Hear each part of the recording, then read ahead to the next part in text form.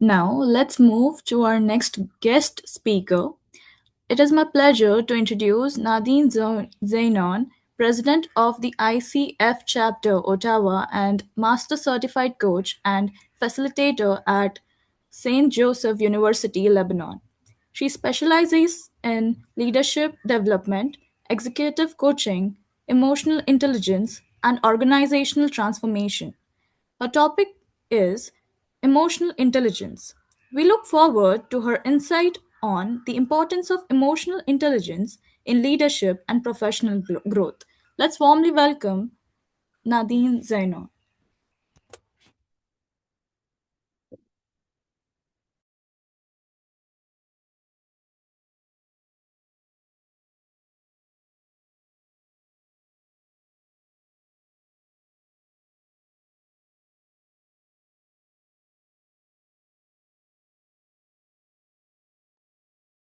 Thank you. I was struggling in trying to unmute myself. So you see, I'm very far from technology, not like all you guys here. So thank you for unmuting me. And thank you for giving me this opportunity to share something that is really dear to my heart. So emotional intelligence is something I don't just like and admire. It's something I truly believe in, and it's something that I try to live every single day of my life. It's not an easy path, I must assure you, but we can get there. So it takes small steps, one step at a time.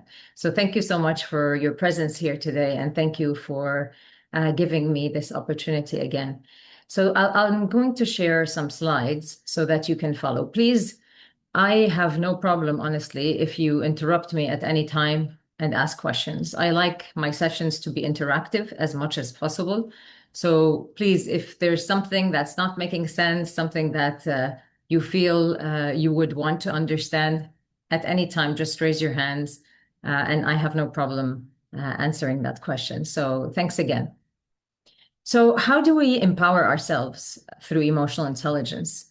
I'm going to start by sharing with you, one story, which you all know, I'm pretty sure.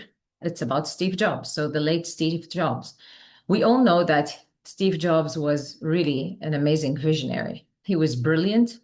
He was very driven. He was very passionate about excellence and innovation, especially. But we also know that there was another side to him, which was explosive emotional reactions. He many times lashed out at team members. He publicly criticized employees, and he fired people based in emotional moments. So just in the spur of the moment, he got so emotional and he fired people like in those moments.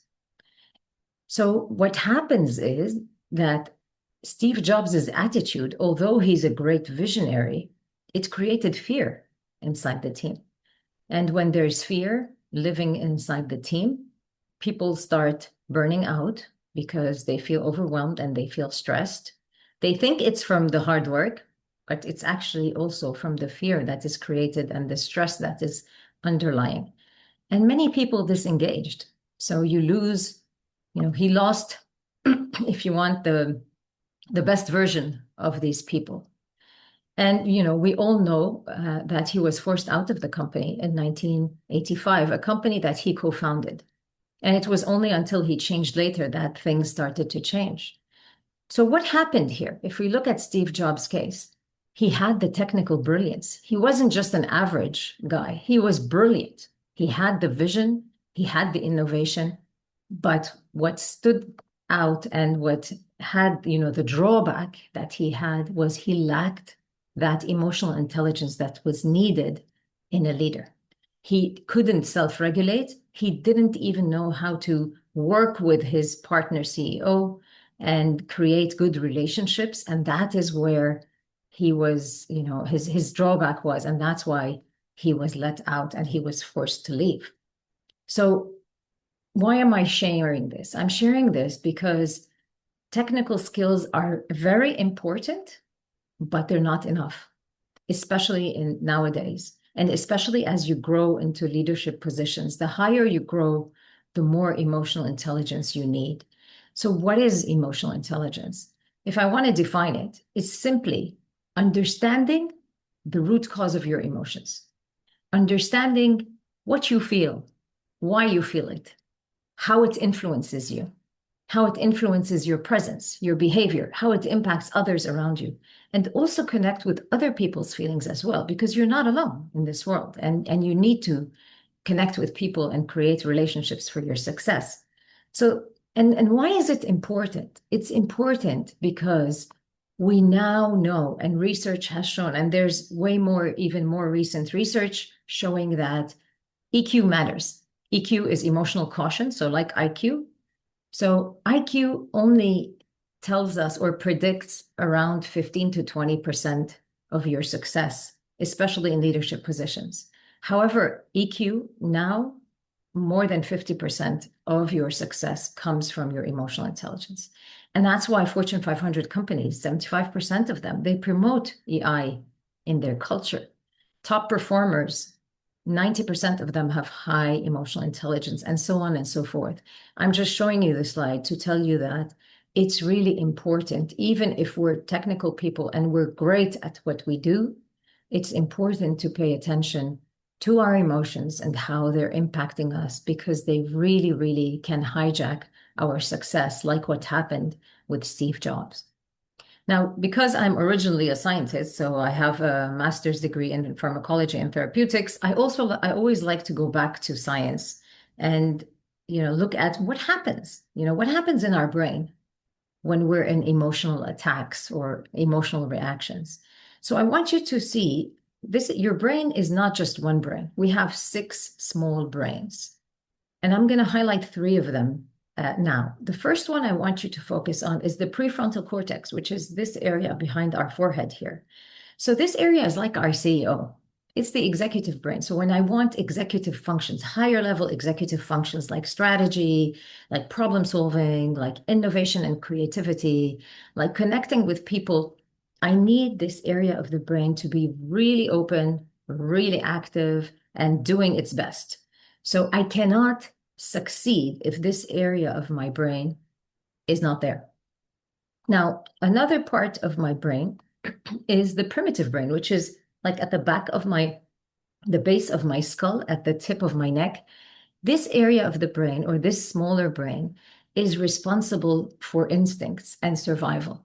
So it's there to help me run away from threats, to help me protect myself from threats, so to help me survive and continue. And that's why the primitive brain is there. It has a very important function when I am in a threat situation. Okay. Now, there is also another brain, which is the limbic brain, the area behind our ears. And I'm not going to overwhelm you. I'm just going to talk about that still only. So the amygdala, which is a small process inside this brain, this area is responsible for emotions, okay? The limbic brain. And this particular area of the limbic brain, the amygdala, it's kind of like a scanner. So it's scanning our environment every second, many times per second. And it's looking for threats in our environment. Why? Because it wants to protect us. So if the amygdala senses a threat, what it will do is it will throw cortisol into my body. So it will tell the body, produce the stress hormone cortisol. And I'm pretty sure many of you have heard of cortisol. And it activates the stress response in my body, which is the fight or flight response that you probably know about. So it activates the primitive brain and it closes down the prefrontal cortex. I have no access to my prefrontal cortex. So I can't think, I can't strategize, I can't innovate. So and I can only be in fear, what we call fear, okay? So why? Because I need to survive, because the amygdala thinks that I'm threatened. And I want you to know that it thinks I'm threatened. It doesn't necessarily mean I am threatened. It's how my brain is perceiving it in that moment. On the other hand, when the amygdala senses appreciation, love, care, empathy, gratitude, what it does is it fills my body with another hormone called oxytocin. And oxytocin activates my prefrontal cortex. So it allows me to access all those skills that I need to be an amazing leader or amazing at my job, to do my best. So it brings out my best self. And here, just I'll show it to you. So as I said, in times where I'm experiencing positive emotion, where the amygdala said, okay, things are safe, there's appreciation, there's love, I have access to all these through oxytocin. On the other hand, when the amygdala says there's a threat, I cannot access my prefrontal cortex. I can only access my survival brain. And I'm either going to fight that person, or I'm going to be aggressive, or I'm going to run away and just avoid the conflict whatsoever.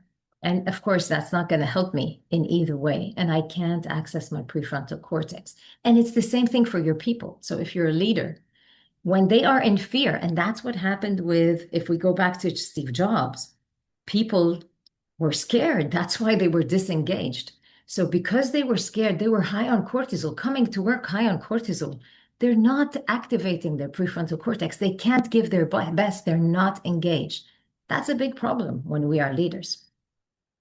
Now, one thing I want you to know is the scary thing about emotions is that, an emotion is not just a feeling, it's a whole state.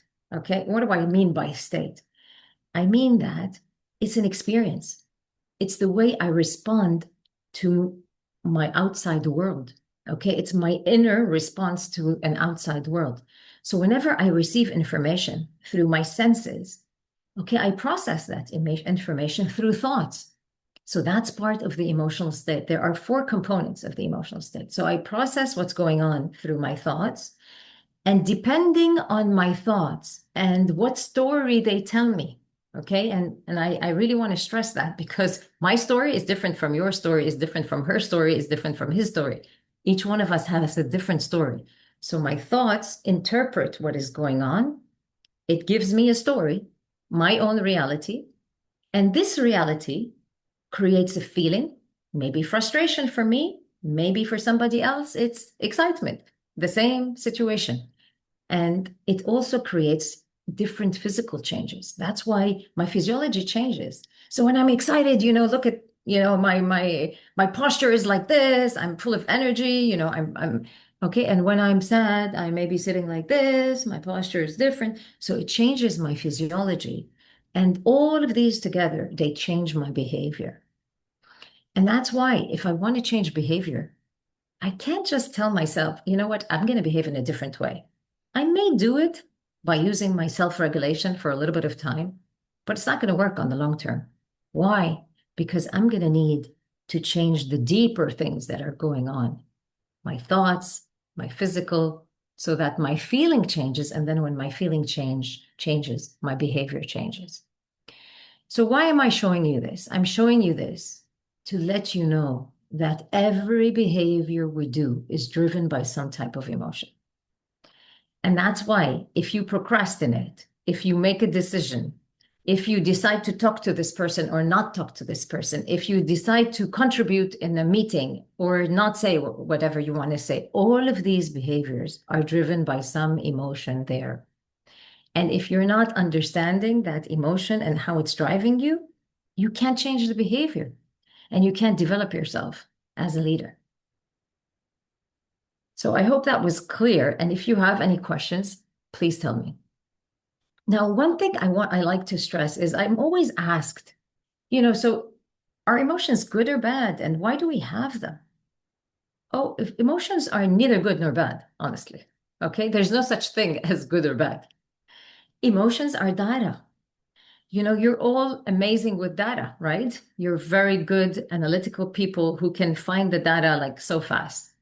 Emotions are your internal data. It's not an external data, it's internal. It's what's happening in you. And they tell you things because when I'm angry, for example, when I feel anger, usually the feeling of anger comes because one of my values is not being honored. So if I don't think of my anger, if I don't notice my anger, if I don't acknowledge my anger, I will not know that I value fairness, for example, or I value honesty. So I'm losing important data about me as a person. So I won't know who I am as a person. I won't know my needs. My anger is telling me my need is not being met in a relationship, for example, okay, with my boss. I have a need of appreciation and I don't feel it's being met. If I don't understand it, I won't know. I won't know how to communicate that. I won't know how to help people around me understand who I am as a person, which is very important for very deep trust and deep relationships. So when I do not acknowledge my feelings, I don't understand who I am and what I stand for, honestly. So emotions are important to acknowledge. Please do not suppress emotions. Don't feel bad if you're feeling sad or down or frustrated or whatever. Even when you're happy when others are not, don't feel like you need to, suppress that happiness because people around you are not happy.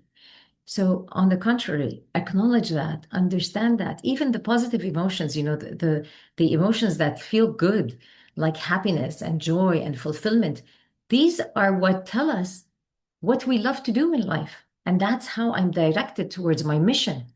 Purpose and mission is so important for us to live a fulfilled life. How can I find my purpose if I don't notice my positive emotions? My positive emotions direct me that, oh, it looks like when you're doing this, Nadine, you're really enjoying it. It sounds like this is something important to you. That's, if I don't capture that, I lose that information. So please remember that and acknowledge what you're feeling. Now, okay, we understood what EI is. We understood that it's really important for our success, but how do we develop it? So I'm going to give you the fastest way, or the first, because we don't have much time, unfortunately. So the first thing is to work on your emotional self-awareness. You can't change anything you're not aware of, right? So we need to understand our emotions. And what does that mean? It means understanding those four different components that we just discussed earlier. How do we do that? How do we start developing our emotional self-awareness? I want to stop now, actually. You know what? I want to ask you, stop now, whatever you're doing, even listening to me, and check in with yourself and tell me, what are you feeling? Can you name that feeling? Put it in the chat if you can. Raise your hand if you want. So, can you put in the chat what you are feeling this moment? What's that feeling? Can you name it? Are you feeling sad, or feeling interested? Are you feeling bored? Are you feeling excited? What are you feeling this moment? So I'll pause for a moment to give you a chance. I can tell you I'm feeling super excited because I'm sharing something I love to share. So I'm very energized and I'm feeling very excited. So someone put something in the chat. Thank you. Calm and collected. Thank you so much. Lovely, lovely. So he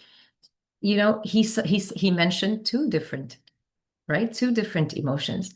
And I love that because we can go through many emotions at the same time. And sometimes they're conflicting emotions. I can feel scared of, taking that risk, but at the same time, there's excitement there. And this is very important because if I focus on my fear, I won't do it. But if I notice that there's excitement there as well, and I shift my focus to my excitement, I will actually do it. So it's all about understanding what's happening in me. Thank you. There are many other, I want to read the other. I'm super excited, calm, but excited, excited. Excellent. Feeling good. I love it. Thank you so much. Thank you so much for sharing that. I truly appreciate it. So how do we develop our emotional self-awareness? The three N's, I call them. And it's not because my name starts with an N. It's really because we need to notice, name, and navigate. That's it. So one, notice that you're going through an emotion. Sometimes we don't notice, believe me. How many times do you tell people, why are you angry? And they say, me? No, I'm not angry. I'm not angry. I don't know. Who said I'm angry? And they're like shouting all the time. So you recognized from their voice, from their body language, that they probably feel angry. So you noticed it, but they didn't. So noticing the emotion is very important. And usually it can come from signs of your body. Because remember, there's a physiology change. So that physiology change can point you to what you're feeling sometimes. So notice that you're going through an emotion. It's impacting your energy. Emotion is energy in motion. So there's always energy that's coming with the emotion. Sometimes you notice that your energy is down.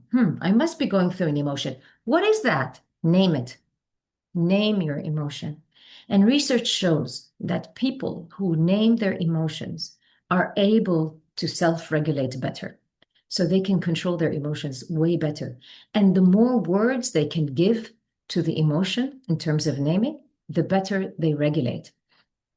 And by the way, don't feel awkward if you weren't able to notice or name your emotion, because research shows that most of us can't. We're not used to it. We're not used to reflecting internally. We're so much, all the time we're stimulated by things in the external world, especially now with everything that's going on and how fast life is. We never really give a chance to connect with our internal self and notice what's going on there. So don't worry if you couldn't. It doesn't mean you cannot. It's just a matter of a habit and the decision that you want to become more aware. And last but not least, navigate that emotion. What does it mean to navigate that emotion? Simply understand how that emotion is impacting you, how that state is impacting your behavior and others around you. So ask yourself, what am I feeling? What's going on? What am I thinking? What are my thoughts? How am I seeing this situation? What's the story I am telling myself? What's the reality I'm so attached to now that is making me behave in this way? And how is this behavior impacting others and impacting my success as a person? So all of these, the more I understand them, the more I can gain control of my behaviors and I can become intentional in my behavior. And what I mean by intentional, I mean it's not driven by an emotion. I'm not running away because I'm afraid. I'm deciding to go away because I know that this is something not important to me. That's different. They're both, I'm going away in both situations, but one is driven by fear and one is driven by an intentional decision. So that's different.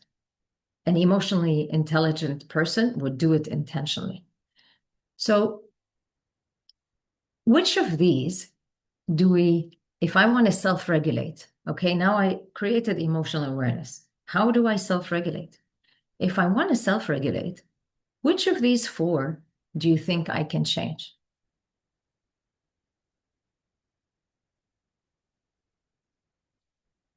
Some people tell me the feeling. Have you ever tried to stop being angry or to stop feeling sad? If it ever worked, please let me know because it never worked with me. So if we tell ourselves, stop feeling sad, stop feeling frustrated, I will only become more frustrated. I will only become more angry. So don't try to attack the feeling in any way. Acknowledge it's there. What I can change are the physical or the thoughts. So the physical changes, when people meditate, when they pray, when they breathe, these are all methods. When you exercise, you are using your cortisol or diffusing your cortisol in some way so that your physical will be different.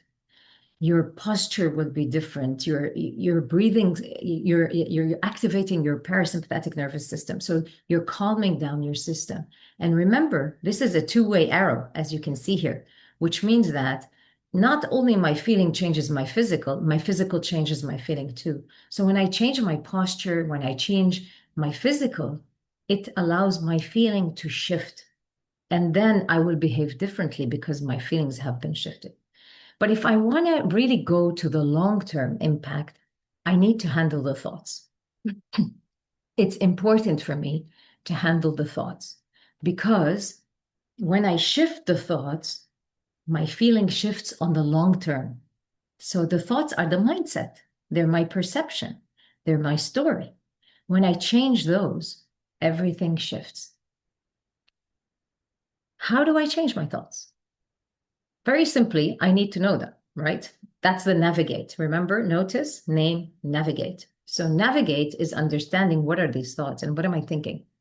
And when I look at my thoughts, I want you to know that many times our thoughts are not real. They're not true. They are generated by my brain, and my brain can be biased. So most of the time, they're assumptions. It's not something that happened. It's something that I'm assuming. If I say that, you know, I passed by this person and they didn't say hello, I told them hello and they didn't reply. Okay. That's a fact, right? They did not reply is a fact. However, do I stop there? No, my mind starts saying, oh, why are they angry with me? I didn't do anything. What's happening? What's going on? They're so disrespectful, blah, blah, blah, blah, blah, blah. And I go, go, go, go. And I intensify that emotion. None of these are true. They're all assumptions. They may be true, but we don't know. We're making our own assumptions. But these assumptions create a false reality in me that I think is the truth. And that's what causes the intense emotion. It's not what's going on that causes the emotion. It's how I'm thinking about what's going on. So how do I shift those thoughts? When I notice them, I start asking myself, is this real? Is this truly a threat? Or am I perceiving it that way? How can I look at the situation in a different way? So if she didn't greet me, okay, she didn't, but maybe there's another reason, not because she's disrespectful or not because she's angry at me. Perhaps her mind was occupied. Perhaps she's worried about something. Maybe she's sick. Maybe her daughter is sick. Maybe, I don't know. So the moment I ask myself those questions, I'm opening up another possibility in my brain. So now there are more possibilities there. I'm not attached to one reality. So that activates my prefrontal cortex and it starts lowering my cortisol.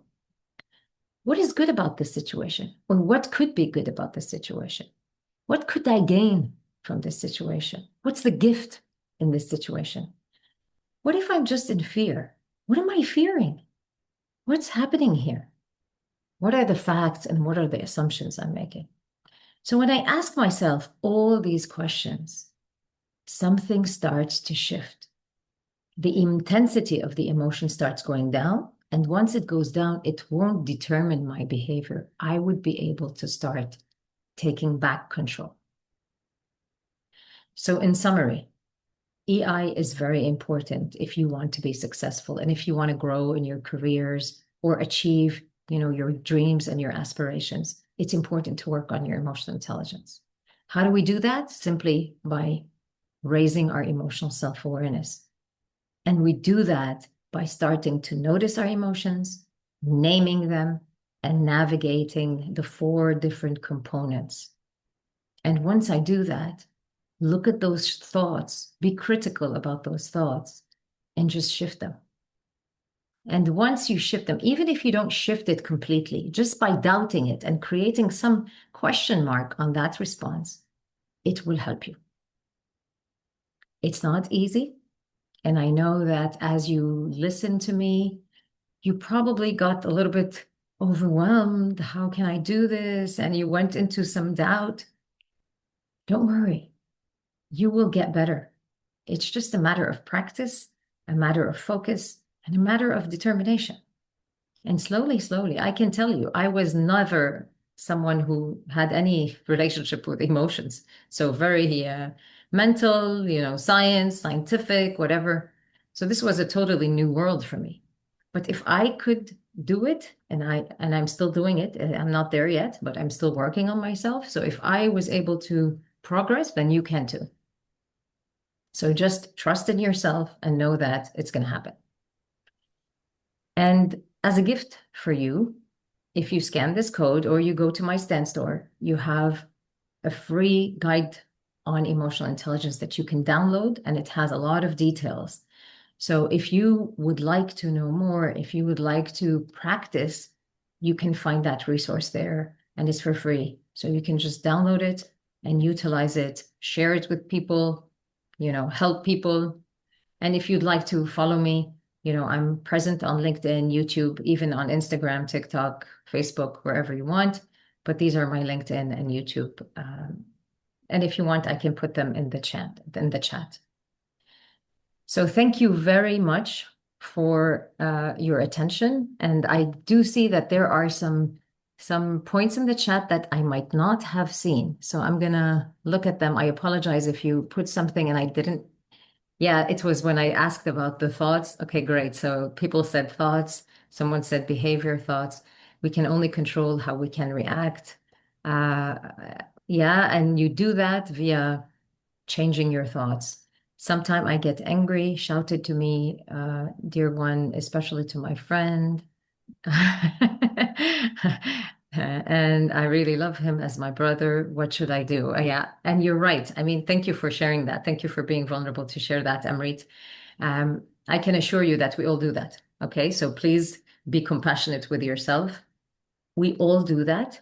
I can tell you that when you're under stress, you're more likely to lose control of your emotions. Okay. Why? Because our self-regulation goes down. Because what really um, powers our self-regulation, okay, is the same thing that powers our decision making, is the same thing that powers our self-control during the day for different things. So when we have a stressful day, that fuel is kind of low, so we will tend to overreact, and that's okay. What you can do, and I hope you saw that, is you can go and think, okay, when this person is, you can unmute raise your hand. You will be unmuted, or ask the question in the chat, whatever you feel is comfortable for you.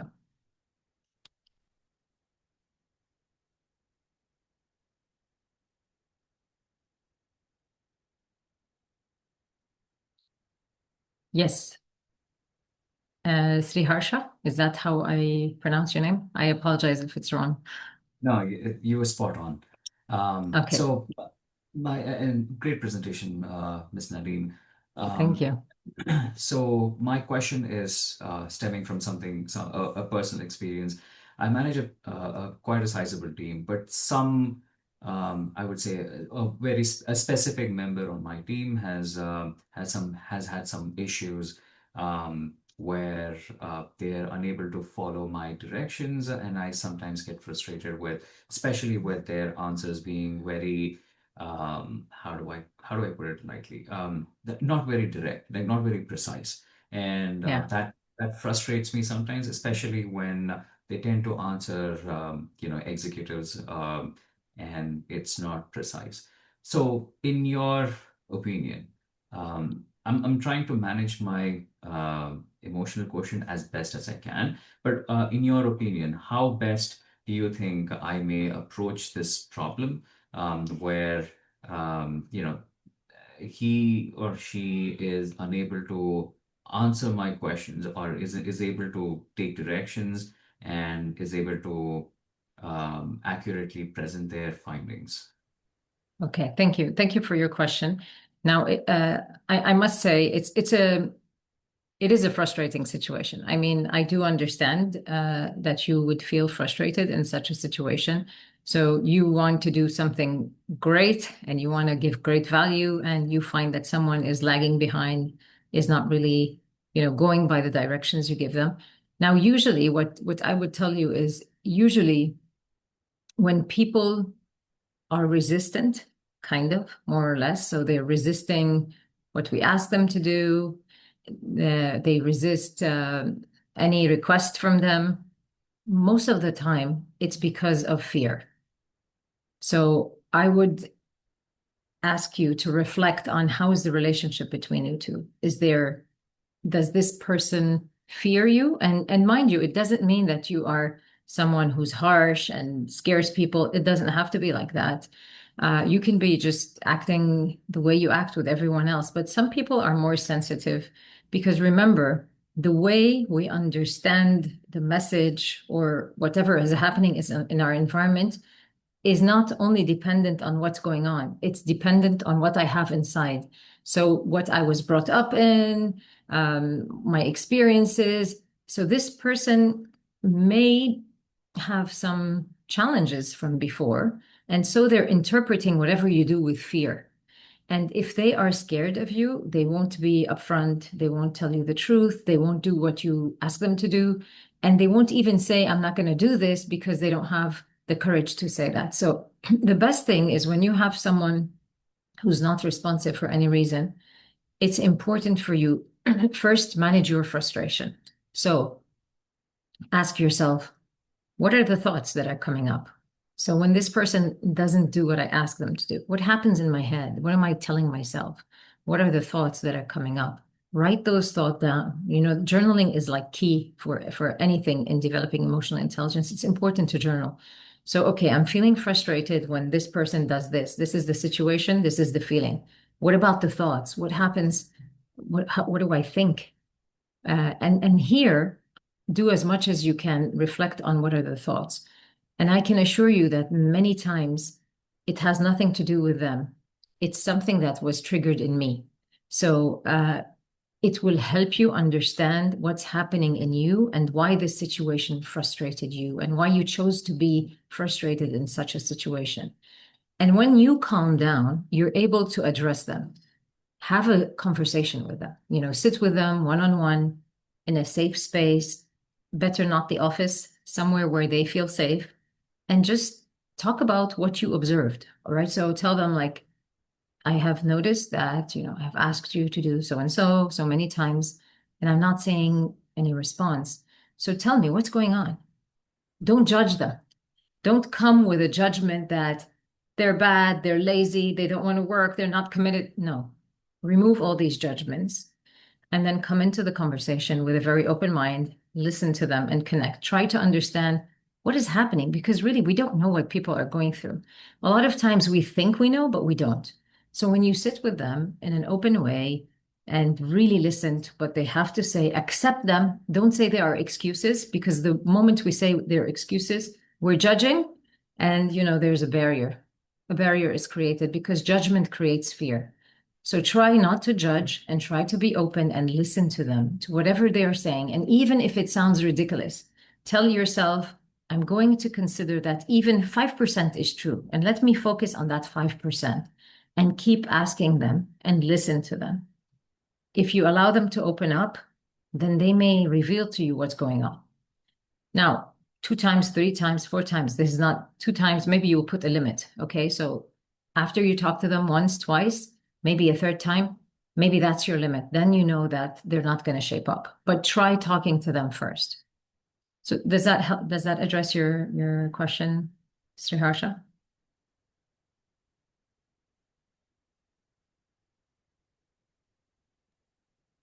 Sorry, I was not able to get off mute. Yeah, Yes, no that problem. that does really help, and your suggestions. What I'm going to take away from that is definitely journaling, and reflecting on my thoughts, and also having that private conversations. Because yeah, in the past I've had some private conversations without being overtly judgmental, but Very good. I've had some prejudice when I speak to them. So I'll keep that in mind when I speak to them and make sure, because at the end of the day, I am trying my best for them to succeed. I'm not trying to impede their growth in the company, right? I'm trying my best to help them. Exactly. So yeah, I'm really appreciate you taking my question and answering it. Oh, it's a pleasure. And you know what? Now that you mentioned this, you see how you said, I'm trying my best to help them? Mention that intention.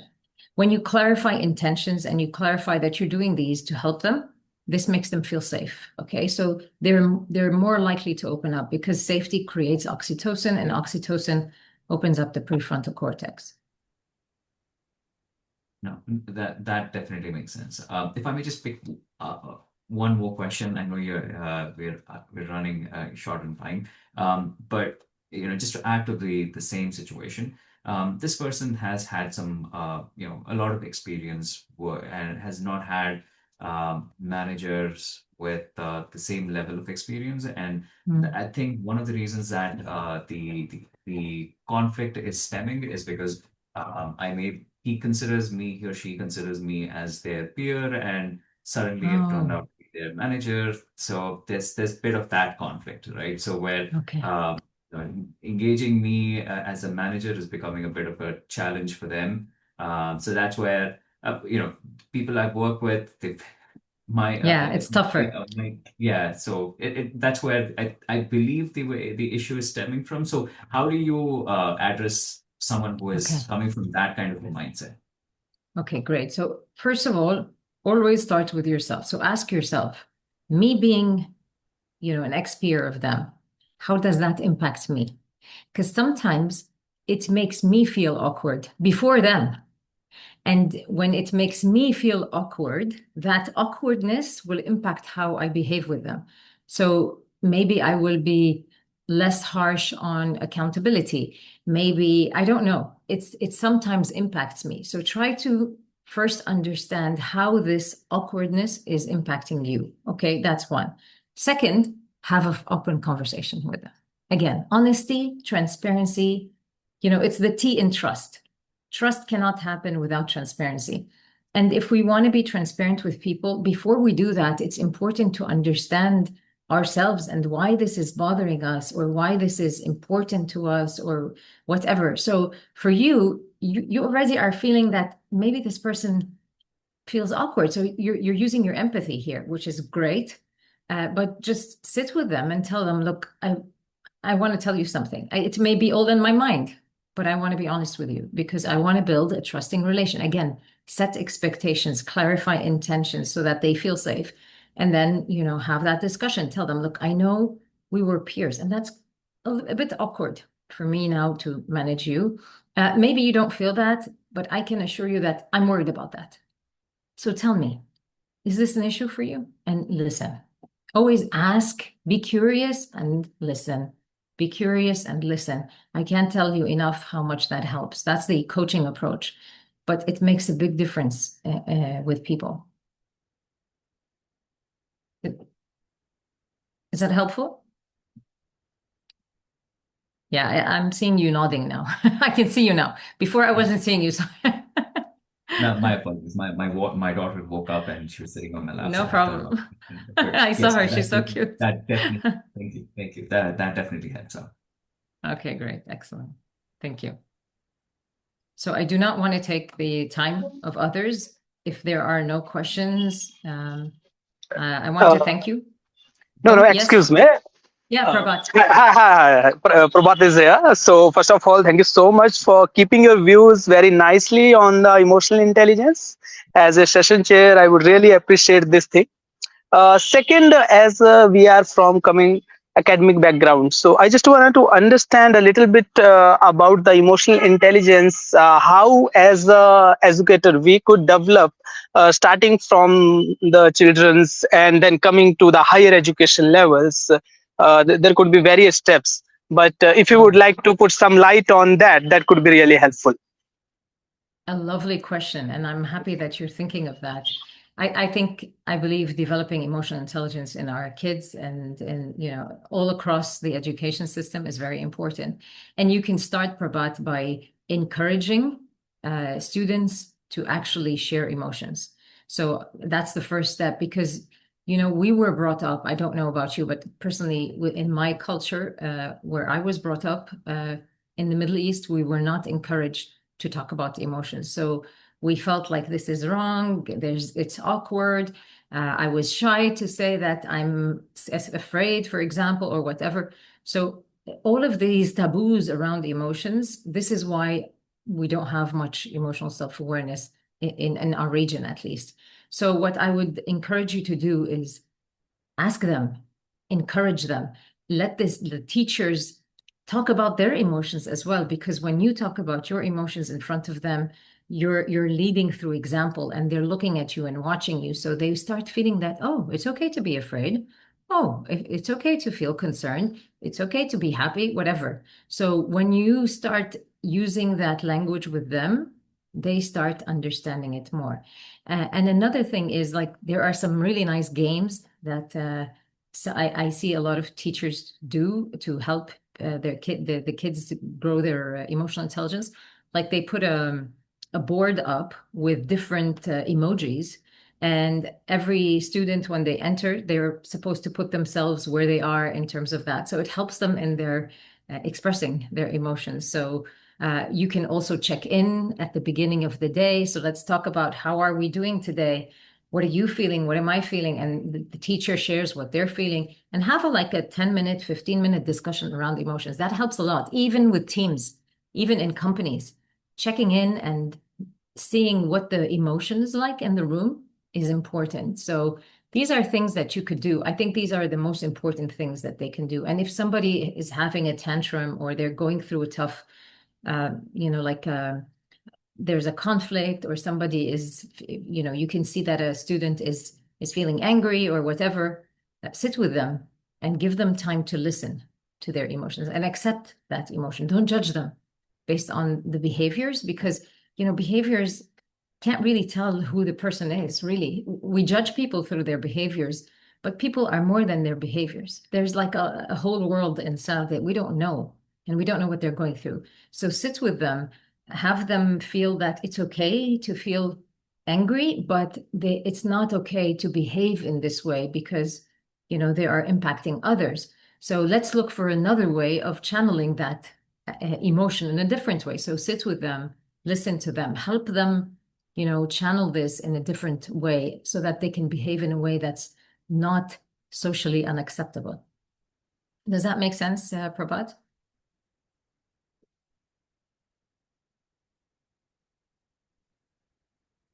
I guess you're muted and you're probably not able to unmute. Yeah, it's really, really, really wonderful. I got the points, and definitely it will help me. Thank you so much for the nice You're welcome. things. You're Thank you. welcome. Thank you so much, ma'am, for that presentation. Thank you so much. Thank you. Now there's someone who has a hand up, but I don't know if we still have time. You decide. Oh, actually, because of time constraints. Yeah, exactly. Thank you so much. Thank you, everyone, for your interest and your questions. And thank you for giving me a time to address the questions.